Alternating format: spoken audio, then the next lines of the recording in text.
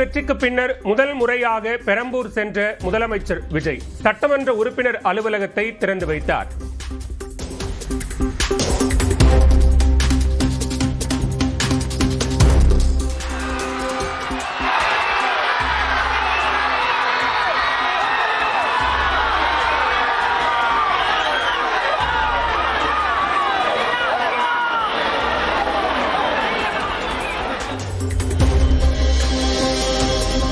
பெரம்பூருக்கு செல்லும் வழியில் சாலையில் திரண்டிருந்த மக்களை பார்த்து கையசைத்த முதலமைச்சர் விஜயை நோக்கி பூக்களை தூவி அன்பை பொழிந்த மக்கள்.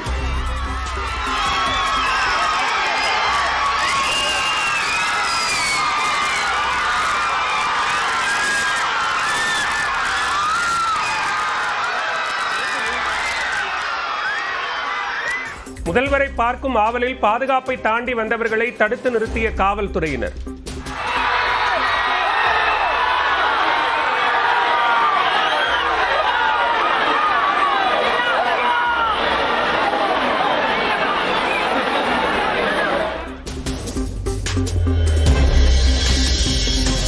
தனது பெரம்பூர் தொகுதி எம்எல்ஏ அலுவலகத்தை ரிப்பன் வெட்டி திறந்து வைத்தார் முதலமைச்சர் விஜய்.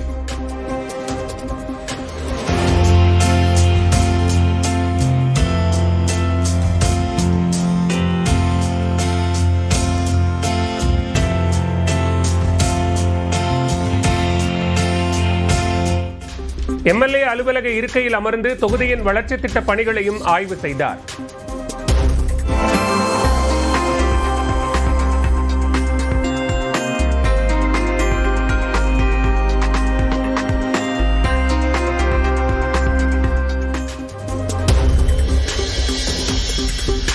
பெரம்பூர் தொகுதி மக்களுக்காக இ சேவை மையத்தை திறந்து வைத்தார் முதலமைச்சர் விஜய்.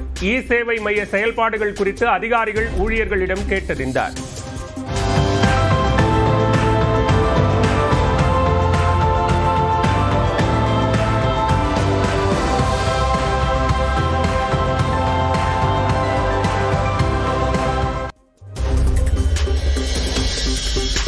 வியாசர்பாடி மின்சார பேருந்து பணிமனையில் சார்ஜிங் கட்டமைப்பை ஆய்வு செய்த முதல்வர் விஜய்.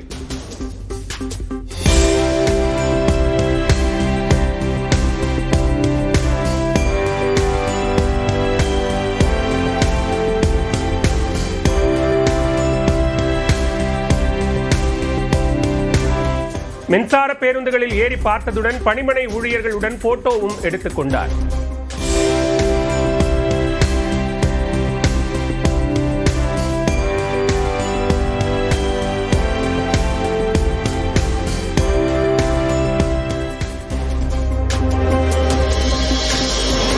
தமிழகம் முழுவதும் புதிய ஸ்மார்ட் ரேஷன் கார்டுகள் வழங்கும் திட்டத்தை தொடங்கி வைத்தார் முதலமைச்சர் விஜய். பாதுகாப்புத்துறை சார்பாக புதிய மின்னணு குடும்ப அட்டையை மாண்புமிகு முதலமைச்சர் அவர்கள் வழங்குகிறார்கள். தொடர்ந்து அன்போடு அழைக்கின்றோம். முதற்கட்டமாக இந்த மாதத்திற்குள் 73,000 பேருக்கு ரேஷன் கார்டுகளை வழங்க திட்டம். தொடர்ந்து திருமிகு ச கௌரி. பெரம்பூர் தொகுதி ரேஷன் கடையில் குடும்ப அட்டைதாரர்களுக்கு சர்க்கரை, பருப்பு, எண்ணெய் உள்ளிட்ட பொருட்களை வழங்கிய முதலமைச்சர் விஜய் பொருட்களின் எடை சரியாக இருக்கிறதா என்றும் ஆய்வு செய்தார்.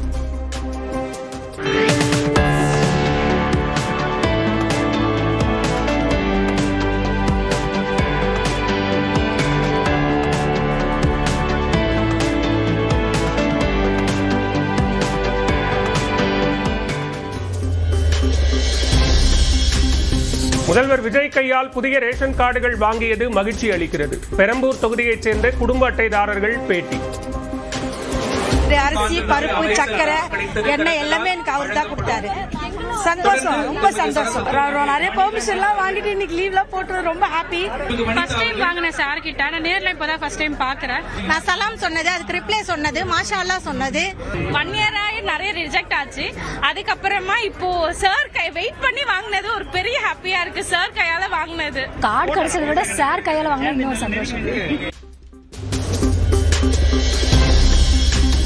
முதலமைச்சர் விஜய் தலைமையில் வரும் 16ஆம் தேதி காலை நடைபெறுகிறது தமிழ்நாடு அமைச்சரவை கூட்டம். பட்ஜெட்டில் இடம்பெற வேண்டிய அம்சங்கள் குறித்த ஆலோசனை என தகவல்.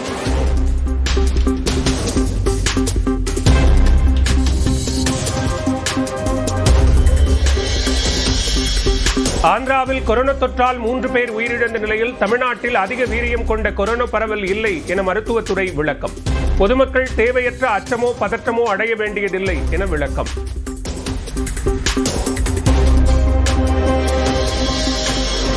எம்.ஆர். விஜயபாஸ்கரை தாவேக்கவில் இணைத்ததில் குதிரை பேரம் என ஆளுநரின் செயலாளரிடம் திமுக வழக்கறிஞர்கள் புகார் மனு. ஆளுநர் நடவடிக்கை எடுக்காவிட்டால் நீதிமன்றத்தை நாடுவோம் என ஆர்.எஸ். பாரதி உறுதி. விஜயபாஸ்கர் அவர்களும் வெளிப்படையாகவே செய்தியாளர் கூட்டத்தில் என்னை தாவேக்காவுக்கு வந்து சேரும்படி கேட்டுக்கொண்டார்கள். ஆகவே தான் நான் ராஜினாமா செய்கிறேன் என்று சொல்லி ராஜினாமா செய்துவிட்டு அவரும் சேர்ந்து விட்டார். இதற்கு பிறகு உரிய நடவடிக்கை அவர்கள் எடுக்கலைன்னா நீதிமன்றத்தை நாடுவதற்கு வழிவகுப்புக்காக கொடுக்கும். அவர்கள் எடுக்கிறாரா இல்லையான்னு தெரியும். தாவேக்கவிலிருந்து யாரும் அழைக்கவில்லை. அதிமுக தலைமை மீதான அதிருப்தியாலேயே தாவேக்கவில் இணைந்தேன். குதிரை பேரம் தொடர்பாக ஆளுநரிடம் திமுக புகார் அளித்த நிலையில் எம்.ஆர். விஜயபாஸ்கர் விளக்கம்.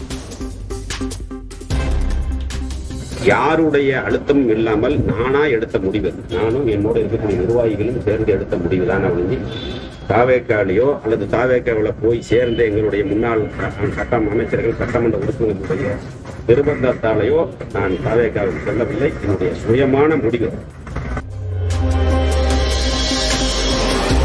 இயற்கை பேரிடர் சாலை விபத்தில் இறந்தவர்களுக்கு அரசு வேலை கொடுப்பார்களா என அதிமுக முன்னாள் அமைச்சர் செல்லூர் ராஜு கேள்வி. அதிமுகவிலிருந்து வெளியேறுபவர்கள் குறித்தும் விமர்சனம். நாளைக்கு 41 பேருக்கு அரசாங்க பதவியை தூக்கி கொடுத்துருக்கீங்க, வரவேற்கிறோம், கொடுங்க. இனிமேல் விபத்தில் இறக்குற அனைவர் குடும்பத்தும் கொடுப்பியா? வெள்ளத்தில் பாதிக்கப்பட்டு இறந்தாங்கன்னா கொடுப்பியா? இல்ல விபத்துல யாராச்சும் வேணுண்டா போய் பஸ் ஏதோ லாரி விபத்துல இறங்குறான்னு யாராச்சும் வேணுண்டு இறப்பாங்களா? அவங்க குடும்பத்துக்கு கொடுப்பியா?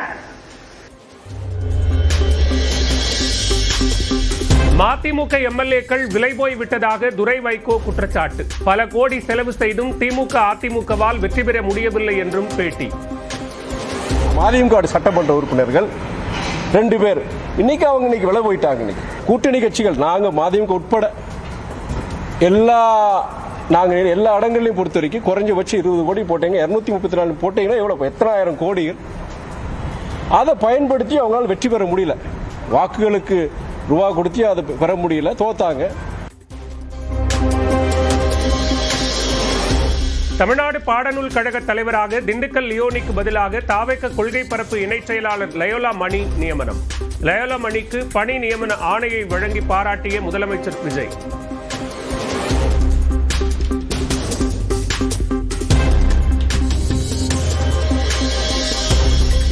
ஏவவேலுவுக்கு எதிரான லுக் அவுட் நோட்டீஸுக்கு விதிக்கப்பட்ட தடையை எதிர்த்து மேல்முறையீடு. உச்சநீதிமன்றத்தில் மனு தாக்கல் செய்த தமிழ்நாடு அரசு.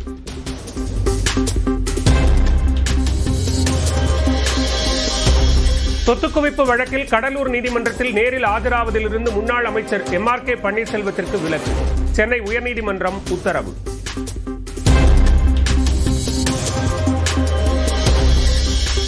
வியட்நாம் படகு விபத்தில் உயிரிழந்த 15 பேரின் உடல்களை விமானம் மூலம் இன்றிரவு மும்பை கொண்டு வர ஏற்பாடு. 10 தமிழர்களின் உடல்களை தமிழ்நாட்டிற்கு கொண்டு வந்து உறவினர்களிடம் ஒப்படைக்க அரசு நடவடிக்கை.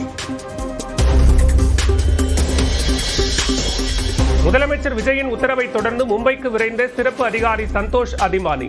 வியட்நாமில் இருந்து மும்பைக்கு கொண்டு வரப்படும் தமிழர்கள் உடல்களை சென்னைக்கு அனுப்பி வைக்க நடவடிக்கை.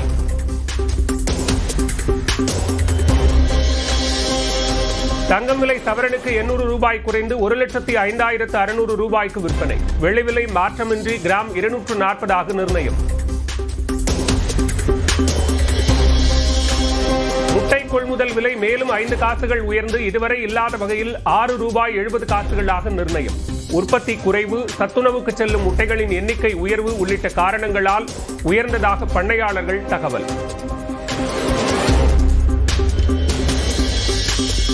தமிழ்நாட்டில் 4 நாட்களுக்கு அதிகபட்ச வெப்பநிலை 4 டிகிரி செல்சியஸ் வரை உயரக்கூடும். கடலோர தமிழகம், புதுவை மற்றும் காரைக்காலில் ஓரிரு இடங்களில் வெப்பம் சார்ந்த அசௌகரியம் ஏற்படலாம் என வானிலை ஆய்வு மையம் தகவல்.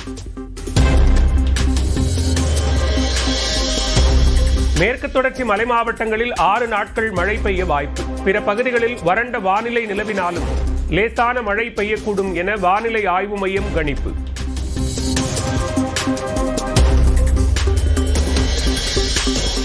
அசாம் மாநிலத்தில் கனமழையால் கடும் வெள்ளப்பெருக்கு. லக்கிம்பூரில் குடியிருப்புகள், சாலைகள் மற்றும் விளைநிலங்களில் நீர் சூழ்ந்ததால் மக்கள் அவதி.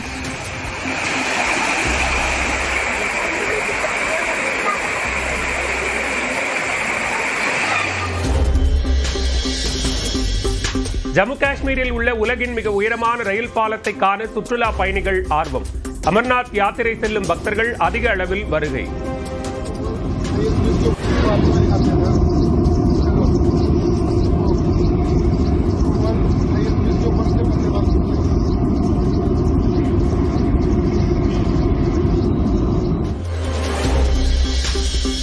அயோத்தி கோயில் நன்கொடை முறைகேடு வழக்கில் மத்திய அரசு மற்றும் உத்தரப்பிரதேச அரசு பதிலளிக்க உத்தரவு. விசாரணை அறிக்கையை சிறப்பு புலனாய்வு குழு தாக்கல் செய்யவும் உச்சநீதிமன்றம் ஆணை.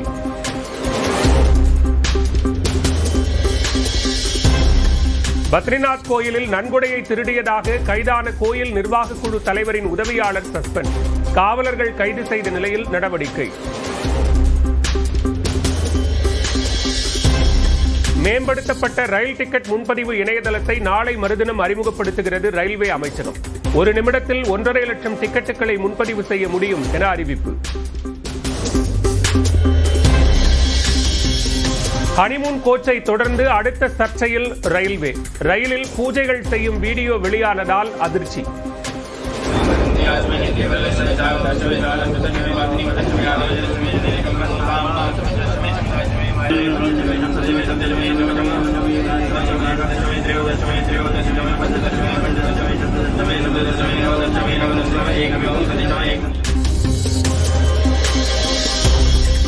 டெல்லி மும்பை ரயிலில் பூஜைகள் நடந்த பெட்டி பயணிகள் பயணம் செய்யும் வழக்கமான பெட்டி அல்ல. தனிநபர் 3 லட்சம் ரூபாய்க்கு வாடகைக்கு எடுத்து பூஜைகளை செய்ததாக வடக்கு ரயில்வே விளக்கம்.